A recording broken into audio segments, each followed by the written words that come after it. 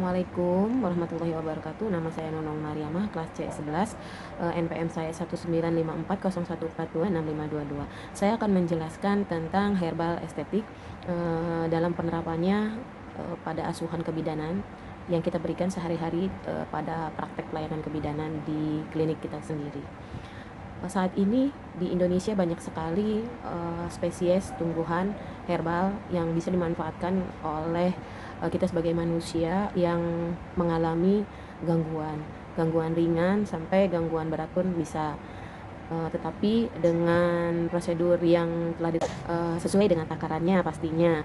Di dalam pelayanan kebidanan biasanya saya ketika bertemu dengan pasien, keluhan yang kita layani itu kan ibu hamil, gadis remaja yang masa reproduksi, kemudian bayi atau anak-anak, kadang lansia juga ada yang minta bantuan kita. Nah, biasanya untuk herbal ini saya untuk ibu hamil yang mual-mual, biasanya itu terjadi pada trimester 1.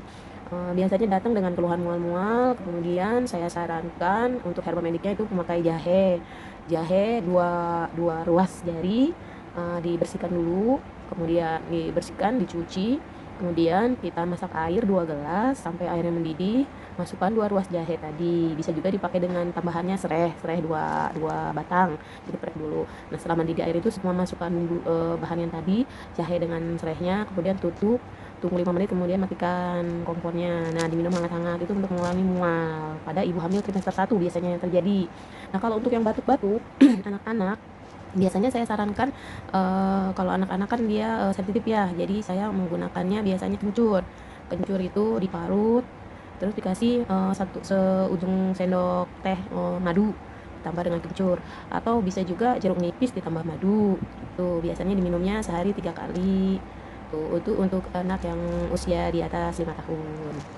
Nah, ketika ada yang mengalami tekanan darah rendah atau HB-nya rendah, biasanya saya menyarankan untuk mengkonsumsi daun kelor. Daun kelor yaitu 2 mangkuk daun kelor disiapkan, kemudian air dimasak sampai mendidih. Setelah airnya mendidih lalu masukkan daun kelor tersebut, kemudian langsung matikan kompornya.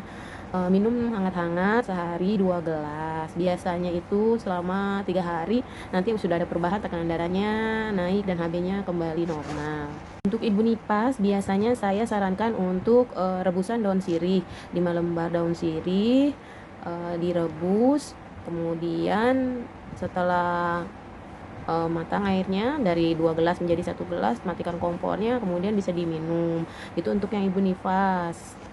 Sekarang penggunaan kosmetik untuk ibu hamil, bayi dan balita. Tentunya yang tidak mengandung zat merkuri, karena zat merkuri itu sangat berbahaya bagi tubuh karena merangsang sel kanker ya. Jadi kita pergunakan yaitu ada 3 bahan aktif yang berasal dari alam, yaitu dari hewani, yaitu ekstrak plasenta, ada ekstrak embrio, kemudian ada hormon, kemudian cairan amnion, setelah itu kolagen. Nah, kelima bahan tersebut adalah bahan alami. Kemudian ada juga bahan alami yang berasal dari sumber nabati seperti bunga, saripatinya ya, terus kembangnya, daun, biji buah, terus minyak dari tumbuh-tumbuhan, kulitnya juga bisa, dan semuanya itu berguna untuk menghaluskan kulit ya, sama seperti yang tadi juga kolagen, hormon, cairan amnion, cairan plasenta, itu semuanya fungsinya adalah meremajakan kulit. Jadi ketika regenerasi kulit itu bisa di penggunaan pada herbal estetik ini untuk ibu hamil, bayi dan balita itu semuanya kembali ke alam. Karena apa? Karena kandungannya itu antioksidan ya, dan dia bebas radikal bebas, sehingga bisa dipergunakan keamanannya untuk ibu hamil, bersalin, bayi dan balita. Demikianlah penjelasan dari saya mengenai mata kuliah herbal estetik dan penggunaan herbal untuk ibu hamil, bersalin, bayi dan balita.